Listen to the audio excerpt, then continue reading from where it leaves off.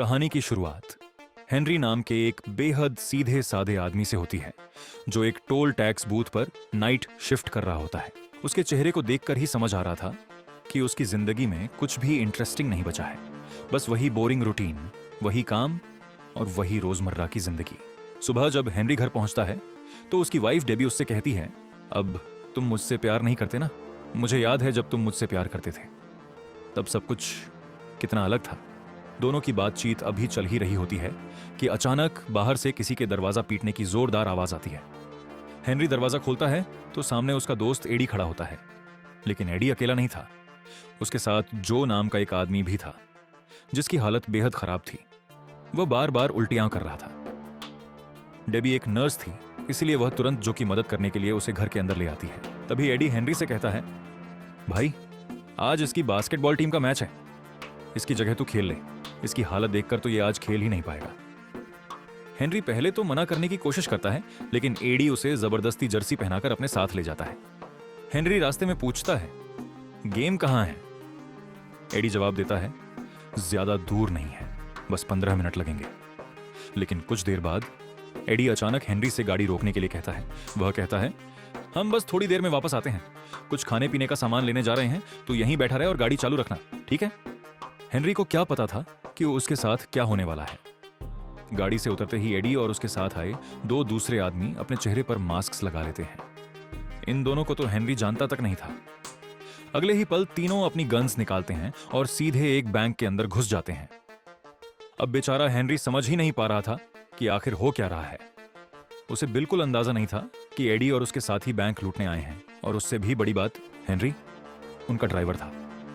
ऊपर से जिस गाड़ी में वह बैठा था वह भी चोरी की थी। गाड़ी को तार जोड़कर स्टार्ट किया गया था। कुछ देर बाद बैंक लूटने वाले तीनों लोग बाहर निकलते हैं और भागने लगते हैं।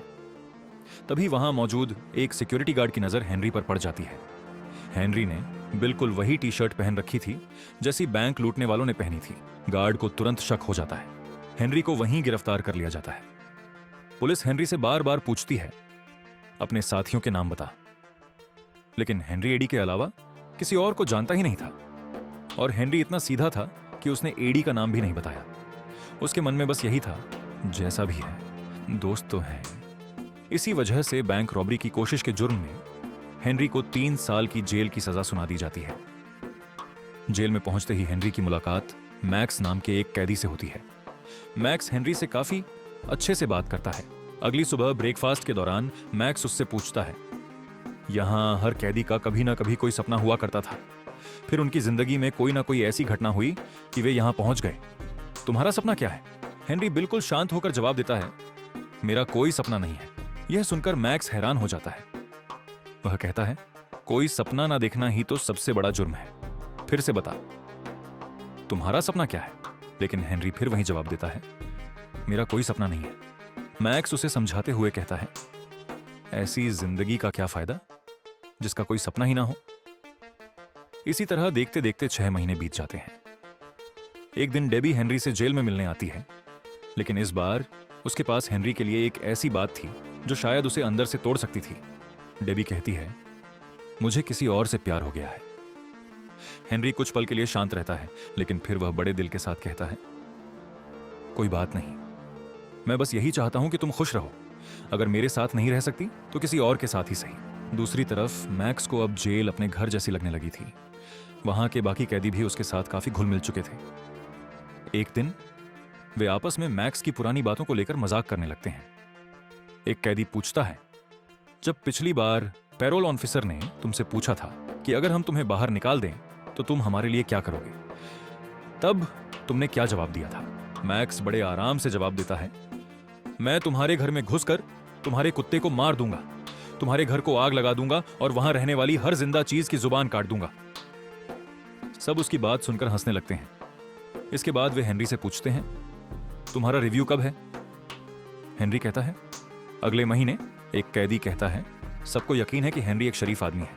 हेनरी भी तुरंत कहता है, मैंने कोई क्राइम नहीं किया।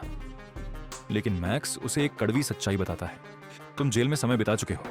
तुम चाहे बाहर जाकर कुछ भी कहते रहो, लोगों को हमेशा यही लगेगा कि तुमने जरूर कोई क्राइम किया होगा। आखिरकार हेनरी को जेल से छुट्टी मिल जाती है। बाहर आते ही वह सबसे पहले डेबी से मिलने जाता है, लेकिन जब जो दरवाजा खोलता है तो हेनरी उसे देखकर हैरान रह जाता है। और सिर्फ इतना ही नहीं, डेबी प्रेग्नेंट भी थी। हेनरी सब देखकर अंदर ही अंदर सोचने लगता है कि उसकी जिंदगी कितनी बदल चुकी है। डेबी हेनरी को उसका पूरा सामान दिखाती है और पूछती है, अब तुम आगे क्या करने वाले हो? हेनरी कोई जवाब नहीं देता। तभी जो वहां आता है। जो हेनरी को एक बिजनेस ऑफर देता है और कहता है, कोर्ट में मेरा नाम ना लेने के लिए थैंक्स। लेकिन हेनरी साफ कहता है, मैं तो तेरा नाम जानता ही नहीं, और वह चुपचाप वहां से चला जाता है। इसके बाद हेनरी उसी बैंक के सामने जाकर खड़ा हो जाता है जहां से उसकी पूरी कहानी शुरू हुई थी। लेकिन तभी अचानक एक गाड़ी आकर उसे टक्कर मार देती है। हेनरी जमीन पर गिर जाता है। गाड़ी जूली नाम की एक लड़की चला रही थी। जूली पहले तो हेनरी को खूब डांटती है, फिर पूछती है, तुम ठीक तो हो? तभी बैंक का वही गार्ड भी वहां पहुंच जाता है और एम्बुलेंस बुलाने की बात करता है, लेकिन हेनरी मना कर देता है। गार्ड उसे थोड़ा सहारा देता है और पास के एक कैफे में ले जाता है। जूली भी उनके पीछे पीछे कैफे में आ जाती है। हेनरी जूली को देखकर कहता है, मैंने तुम्हें कहीं तो देखा है। जूली झुंझलाकर जवाब देती है, मुझे मत देखो, सड़क पर देखकर चला करो। इतना कहकर वह वहां से चली जाती है। हेनरी जब बाथरूम में जाता है तो उसकी नजर दीवार पर लगी एक पुरानी न्यूज़पेपर कटिंग पर पड़ती है। वह लगभग 80 साल पुरानी खबर थी। उसमें इसी बैंक की एक पुरानी रॉबरी के बारे में लिखा था, लेकिन उस रॉबरी में चोर बैंक के अंदर से नहीं घुसे थे। उन्होंने एक अंडरग्राउंड टनल का इस्तेमाल किया था, और सबसे इंटरेस्टिंग बात यह थी कि वह टनल बैंक के पीछे मौजूद एक थिएटर से जुड़ी हुई थी। यह टनल सीधे बैंक की वॉल्ट के नीचे से होकर गुजरती थी। हेनरी को जैसे अचानक अपनी जिंदगी का पहला सपना मिल गया। वह सीधा जेल में मैक्स से मिलने पहुंचता है। हेनरी मैक्स से कहता है, मुझे अपना सपना मिल गया है। मैक्स पूछता है, क्या? हेनरी बैंक की तरफ इशारा करते हुए कहता है, इसी बैंक को लूटना। जिस बैंक की वजह से मैं जेल पहुंचा था, अब उसी बैंक को लूटना ही मेरा सपना है। वह आगे कहता है, जब सजा काटनी ही है तो कम से कम एक बार सच में चोरी तो करूं। मैक्स को कुछ समझ नहीं आता। हेनरी उससे पूछता है, क्या तुम बैंक रॉबरी में मेरा साथ दोगे? मैक्स तुरंत पूछता है, तेरे पास कोई प्लान भी है या बस हवा में बात कर रहा है? हेनरी कॉन्फिडेंट होकर कहता है, तू चिंता मत कर, मेरे पास एकदम टॉप क्लास प्लान है। इसके बाद हेनरी उस थिएटर में पहुंचता है और वहां उसकी मुलाकात फिर से जूली से होती है। जूली वहां अपने प्ले की रिहर्सल कर रही थी, लेकिन रिहर्सल के दौरान उसका डायरेक्टर उसे लगातार डांट रहा था। वह कहता है, तुमसे नहीं हो पाएगा, तुम एक्टिंग के लिए नहीं बनी हो। जूली गुस्से में वहां से निकल जाती है और कॉफी पीने चली जाती है। जाते जाते वह हेनरी से पूछती है, कहीं तुम मेरा पीछा तो नहीं कर रहे? हेनरी तुरंत मना कर देता है, लेकिन फिर भी उसके पीछे पीछे कॉफी शॉप तक चला जाता है। वहां कॉफी पीते हुए हेनरी जूली की एक्टिंग की तारीफ करता है। तभी जूली हेनरी से कहती है, उस एक्सीडेंट की कंप्लेंट न करने के लिए थैंक्स। इधर दूसरी तरफ जेल में मैक्स ने भी पैरोल के लिए अप्लाई कर दिया था। कुछ सवालों के बाद ऑफिसर्स उसे भी बाहर जाने की परमिशन दे देते हैं। हेनरी ने मैक्स को पहले ही समझा दिया था कि ऑफिसर्स के सामने कैसे बिहेव करना है। जब हेनरी उसे जेल के बाहर लेने आता है तो मैक्स पूछता है, तुम्हारी कार कहां है? हेनरी कहता है, मेरे पास कार नहीं है। दरअसल हेनरी पैदल ही मैक्स को लेने आया था। यह सुनकर मैक्स भड़क जाता है। वह कहता है, किस पागल के चक्कर में बाहर आ गया मैं? हेलो, वापस ले लो मुझे बाहर नहीं जाना। लेकिन जैसे ही हेनरी उसे अपना पूरा प्लान बताता है, मैक्स हैरान रह जाता है। वह कहता है, यही तुम्हारा प्लान है? मैक्स समझाता है कि ठीक इसी तरह करीब 80 साल पहले भी इस बैंक को लूटा गया था। फिर वह पूछता है, और तुम्हारे पास गन्स वगैरह हैं? हेनरी तुरंत मना कर देता है। वह कहता है, मैं किसी को हर्ट नहीं करना चाहता। मैक्स ताना मारते हुए कहता है, हाँ बेमदर टेरेसा, बहुत अच्छी बात है। फिर मैक्स एक जरूरी पॉइंट उठाता है, लेकिन पिछली रॉबरी के बाद यह भी तो हो सकता है कि बैंक वालों ने वॉल्ट की लोकेशन बदल दी हो सकता है अब वॉल्ट उस टनल के ऊपर हो ही ना। अब इस बात को कंफर्म करने के लिए दोनों को बैंक जाना जरूरी था। दोनों बैंक पहुंचते हैं और वहां के असिस्टेंट मैनेजर से बात करते हैं। बैंक में घुसते समय वही पुराना गार्ड उन्हें बहुत ध्यान से देख रहा था। मैक्स असिस्टेंट मैनेजर से इतनी चालाकी से बातें करता है कि बिना शक पैदा किए वह कंफर्म कर लेता है कि बैंक बनने के बाद से उसकी वॉल्ट को कभी भी अपनी जगह से मूव नहीं किया गया। मतलब पुरानी टनल वाला प्लान अभी भी काम कर सकता था, लेकिन बैंक का गार्ड अभी भी उन दोनों पर नजर रखे हुए था। इसके बाद दोनों टनल की जांच करने के लिए थिएटर पहुंचते हैं। वहां जूली हेनरी को फिर से देखती है, लेकिन इस बार हेनरी अकेला नहीं था, उसके साथ मैक्स भी था। मैक्स तुरंत बात संभालते हुए कहता है, जब मैं जवान था तब मैंने यहां बहुत सारे प्लेस किए हैं।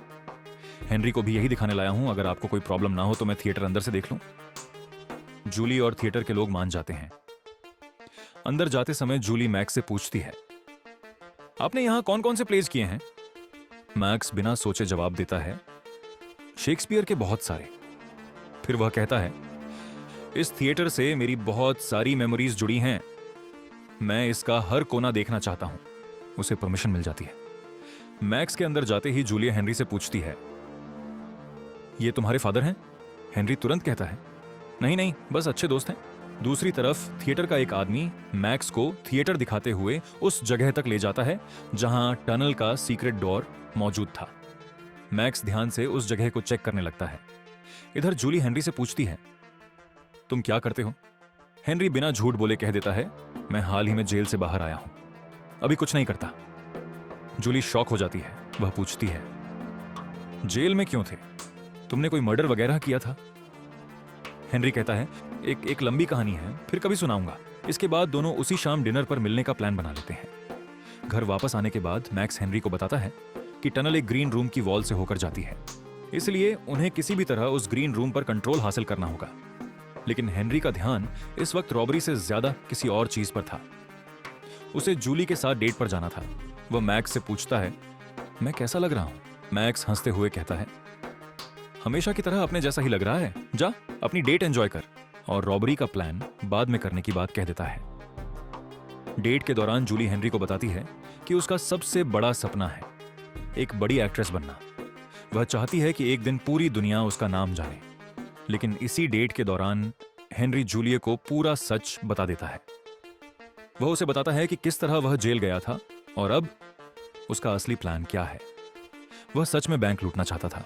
जूली उसका प्लान सुनकर काफी शॉक्ड हो जाती है, लेकिन हैरानी की बात यह थी कि उसे हेनरी का यह क्रेजी साइड पसंद आने लगा था। दोनों वापस घर आते हैं और धीरे धीरे उनके बीच की नजदीकियां बढ़ने लगती हैं। अगली सुबह हेनरी और जूलिया मैक्स के घर पहुंचते हैं, लेकिन मैक्स जूलिया को देखकर बिल्कुल खुश नहीं होता।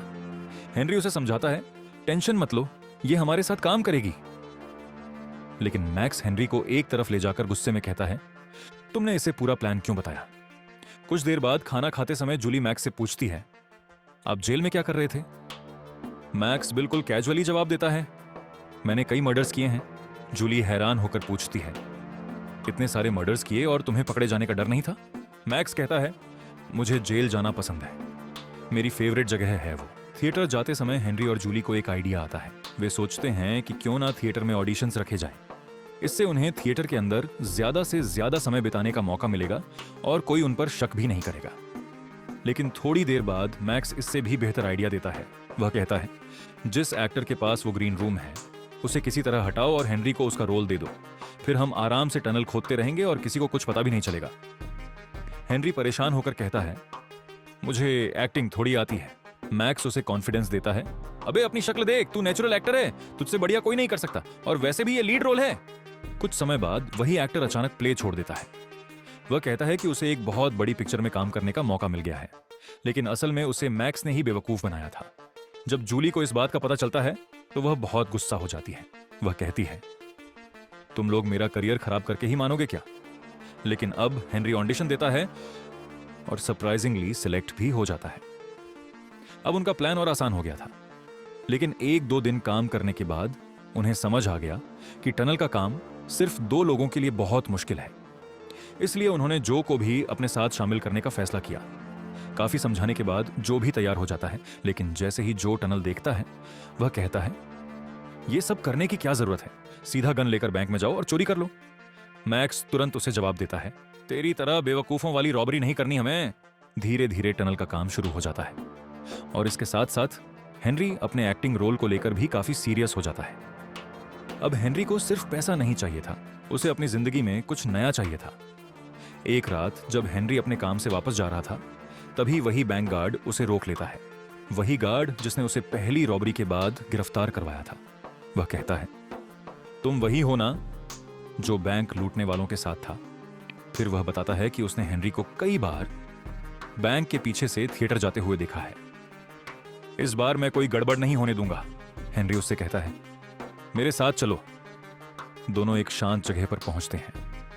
हेनरी गार्ड से पूछता है, तुम चाहते क्या हो? तभी गार्ड, जिसका नाम फ्रैंक था, अपना असली प्लान बताता है। वह कहता है, हर महीने एक बार एक ट्रक हमारे पार्टनर बैंक से सारी करेंसी लेकर एक जगह जमा करने आता है, और उस समय बैंक की वॉल्ट में 100 करोड़ से भी ज्यादा रुपए होते हैं। फ्रैंक कहता है, कोई बेवकूफ ही होगा जो बैंक को किसी और समय लूटने की कोशिश करेगा। फिर वह ऑफर देता है, मैं अंदर से तुम्हारा आदमी बन सकता हूं, अलार्म सिस्टम में तुम्हारी मदद कर दूंगा। अब हेनरी की टीम के पास रॉबरी का एक और बड़ा एडवांटेज आ चुका था। अगले दिन थिएटर में जूली एक इमोशनल सीन कर रही थी। उसे रोना था, लेकिन डायरेक्टर उसे रोककर कहता है, तुमने कभी किसी से प्यार नहीं किया ना, तुम्हारा दिल कभी नहीं टूटा, यही तुम्हारी प्रॉब्लम है। जब तक तुम इन फीलिंग्स को समझोगी नहीं, तब तक तुम कभी ग्रेट एक्ट्रेस नहीं बन सकती। इसके बाद 5 मिनट का ब्रेक होता है। जूली बाथरूम में जाती है और सच में रोने लगती है। हेनरी उसके पीछे जाता है और पूछता है, तुम ठीक हो? जूली फूट फूट कर रोने लगती है। वह कहती है, हाँ, मैंने कभी किसी से प्यार नहीं किया, मैं क्या करूं, लेकिन मुझे एक्ट्रेस तो बनना है। हेनरी उसे देखता है और कहता है, तुम मुझसे प्यार करती हो? जूली हैरान रह जाती है। हेनरी आगे कहता है, बस तुम्हें खुद भी नहीं पता, और मुझे पूरा यकीन है कि तुम एक दिन बहुत बड़ी एक्ट्रेस बनोगी। दोनों एक दूसरे के करीब आते हैं और फिर एक दूसरे को किस कर लेते हैं। उसी रात हेनरी और मैक्स रॉबरी का फाइनल प्लान बना रहे होते हैं। तभी दरवाजे पर नॉक होता है। हेनरी दरवाजा खोलता है तो सामने जो और एडी खड़े होते हैं। जो की हालत देखकर लग रहा था कि उसकी किसी ने जमकर पिटाई की है। एडी हेनरी से कहता है, जो ने मुझे सब कुछ बता दिया है, अब मैं भी तुम्हारे प्लान में शामिल हूं। मैक्स को एडी बिल्कुल पसंद नहीं आता। वह हेनरी से पूछता है, यह नमूना कौन है? एडी कहता है, मुझे सब कुछ पता है, इसलिए अब तुम्हारे पास कोई ऑप्शन नहीं है। मैक्स फिर पूछता है, कोई मुझे बताएगा कि ये उल्लू का पट्टा आखिर है कौन? एडी गुस्से में कहता है, मैं इस प्लान में अंदर हूं और तू बाहर, बूढ़े। मैक्स को दोबारा बूढ़ा कहने की गलती एडी कर देता है। मैक्स गुस्से में उसकी तरफ बढ़ता है और उसे मारने वाला होता है, लेकिन हेनरी किसी तरह दोनों के बीच आकर मामला शांत कर देता है। अगले दिन हेनरी और मैक्स थिएटर पहुंचते हैं, लेकिन वहां पहुंचकर उन्हें पता चलता है कि उनका शो कुछ ही दिनों में होने वाला है। दोनों परेशान हो जाते हैं। हेनरी धीरे से कहता है, मुझे नहीं लगता कि अब हम रॉबरी कर पाएंगे। असल प्रॉब्लम यह थी कि हेनरी अब जूली से प्यार करने लगा था। अगर रॉबरी सक्सेसफुल होती तो उन्हें तुरंत यहां से भागना पड़ता, और हेनरी अब जूली से दूर नहीं जाना चाहता था। लेकिन मैक्स ने हेनरी को पकड़ लिया। वह कहता है, तुमने मुझे जेल से बाहर बुलाया था अपनी मदद करने के लिए, अब तुम इस काम से पीछे हट रहे हो? मैक्स आगे कहता है, मैंने अपनी पूरी जिंदगी सिर्फ बातें करते हुए निकाल दी। मैं बहुत सालों से जेल में बंद था, अब बाहर आया हूं तो कम से कम कोई बड़ा कांड करके ही जाऊंगा। अब हेनरी के पास पीछे हटने का रास्ता नहीं था। उस रात हेनरी और जूली मिलते हैं। हेनरी जूली को बताता है, हमें शो के पहले दिन ही बैंक लूटना होगा। वह आगे कहता है, उसके बाद मैं यहां से निकलकर कैलिफोर्निया चला जाऊंगा। तुम्हें भी तो हॉलीवुड में काम करना है, तुम वहां मुझसे मिलोगी ना? लेकिन हेनरी की बात सुनते ही जूलिया का गुस्सा फूट पड़ता है। वह कहती है, अगर तुम्हें जाना ही था तो मुझे प्यार पर यकीन क्यों दिलाया? तुमने सिर्फ थिएटर में घुसने के लिए मेरा इस्तेमाल किया है। मैं कहीं नहीं मिलने वाली तुमसे। और फिर वह कहती है, मेरी गलती है कि मैंने एक चोर से प्यार कर लिया। हेनरी कुछ नहीं कह पाता, लेकिन अब फैसला हो चुका था। अगले ही दिन शो का दिन था, और उसी दिन बैंक रॉबरी भी होने वाली थी। थिएटर में डायरेक्टर सभी एक्टर्स को मोटिवेट करते हुए कहता है, आज तुम्हारा दिन है, जाओ और अपनी छाप छोड़ दो। अब उनके पास सिर्फ 10 मिनट बचे थे, और तभी वही मनी ट्रक बैंक में पहुंच जाता है, जिसके बारे में फ्रैंक ने हेनरी को बताया था। सब कुछ प्लान के मुताबिक चल रहा था। हेनरी थिएटर में अपना एक्टिंग सीन कर रहा था, और सही समय आते ही वह चुपचाप अपने साथियों की मदद करने के लिए निकल जाता है। उधर मैक्स और जो टनल के रास्ते बैंक की वॉल्ट तक पहुंच चुके थे। सबसे पहले उन्होंने एक स्पेशल टूल की मदद से ईंटों की वॉल तोड़ी, फिर एक बड़ी वेल्डिंग मशीन की मदद से वॉल्ट के लोहे को काटना शुरू किया। धीरे धीरे वहां एक बड़ा होल बन जाता है। फ्रैंक के सिग्नल मिलते ही मैक्स पहले ही अलार्म की वायर्स काट चुका था। इस वजह से अलार्म नहीं बजा। सब कुछ परफेक्टली चल रहा था। लेकिन तभी एडी अचानक मैक्स पर गन तान देता है। वह उसे चुपचाप वहां से चले जाने के लिए कहता है। फिर एडी जो से कहता है, सारा पैसा जल्दी जल्दी गाड़ी में भर। जो को एडी की यह हरकत बिल्कुल पसंद नहीं आती। वह कहता है, ऐसा मत कर भाई, ठीक नहीं है ये। तभी हेनरी भी वहां पहुंच जाता है। एडी हेनरी को भी गन दिखाकर डराने लगता है और जब मैक्स उसे रोकने की कोशिश करता है तो एडी उसे गन से मारकर जमीन पर गिरा देता है। जो बार बार एडी को रोकने की कोशिश करता है, लेकिन एडी उसकी बात नहीं सुनता। तभी मैक्स किसी तरह एडी के हाथ से गन छीन लेता है और उसकी जमकर पिटाई शुरू कर देता है। इसी दौरान अचानक गन चल जाती है। गोली हेनरी की टांग को छूते हुए निकल जाती है। हेनरी की टांग से खून निकलने लगता है, लेकिन अब उसके पास रुकने का टाइम नहीं था, क्योंकि थिएटर में उसका सीन आने वाला था। इसीलिए हेनरी किसी तरह थोड़ा लंगड़ाते हुए वापस थिएटर की तरफ भागता है। उधर मैक्स ने एडी की अच्छी तरह पिटाई करने के बाद उसके हाथ पैर और मुंह बांध दिए। कुछ देर बाद हेनरी, मैक्स और जो सारा पैसा लेकर वहां से निकल जाते हैं। लेकिन अचानक हेनरी गाड़ी रुकवाने के लिए कहता है। जो और मैक्स को समझ नहीं आता कि हेनरी अचानक ऐसा क्यों कर रहा है। वे गाड़ी रोक देते हैं। हेनरी उनसे कहता है, तुम दोनों जाओ, मैं बाद में मिलूंगा। जो हैरानी से मैक्स से पूछता है, ये कहां गया? मैक्स बिना ज्यादा सोचे कहता है, भाड़ में जाने दो इसे, तू बस गाड़ी चला। लेकिन हेनरी वापस थिएटर की तरफ भाग रहा था। उसकी टांग घायल थी, फिर भी वह जितनी तेजी से हो सकता था दौड़ता हुआ थिएटर पहुंचता है। उधर जूली स्टेज पर एक्टिंग कर रही थी। तभी हेनरी थोड़ा लंगड़ाते हुए अचानक स्टेज पर चढ़ जाता है। जूली उसे देखकर हैरान रह जाती है। हेनरी उसके सामने खड़ा होकर कहता है, मैं तुमसे दूर नहीं जा सकता। मैं तुमसे सच में प्यार करता हूं और तुम्हारे बिना नहीं रह पाऊंगा। सबसे मजेदार बात यह थी कि प्ले में भी उस समय कुछ ऐसा ही सीन चल रहा था। इसलिए ऑडियंस को लगा कि हेनरी और जूलिया ने अपने एक्टिंग सीन को और ज्यादा रियल बना दिया है। ऑडियंस पूरी तरह इमोशनल हो जाती है। सब लोग अब जूली के जवाब का इंतजार करने लगते हैं। तभी डायरेक्टर भी समझ जाता है कि यह मोमेंट कितना स्पेशल है। वह धीरे धीरे थिएटर की सारी लाइट्स डिम कर देता है। अब पूरा फोकस सिर्फ हेनरी और जूलिया पर था। डायरेक्टर जूली की तरफ देखकर उसे हां कहने का इशारा करता है। कुछ पल के लिए पूरा थिएटर बिल्कुल शांत हो जाता है। जूली के चेहरे पर भाव बदलने लगते हैं। अब उसे यकीन हो चुका था कि हेनरी ने थिएटर में आने के लिए उसका इस्तेमाल नहीं किया था। हेनरी सच में उससे प्यार करता था। जूली कुछ नहीं कहती, लेकिन उसके चेहरे के एक्सप्रेशंस सब कुछ बता देते हैं। और आखिरकार हीरो को उसकी हीरोइन मिल जाती है। और जहां तक पैसे की बात है, वो तो हेनरी ले ही लेगा। अगर आपको यह वीडियो पसंद आई हो तो लाइक जरूर करना और ऐसी ही मूवीज की कहानी सुनने के लिए एनिपल चैनल को सब्सक्राइब करना मत भूलना। मिलते हैं अगली वीडियो में।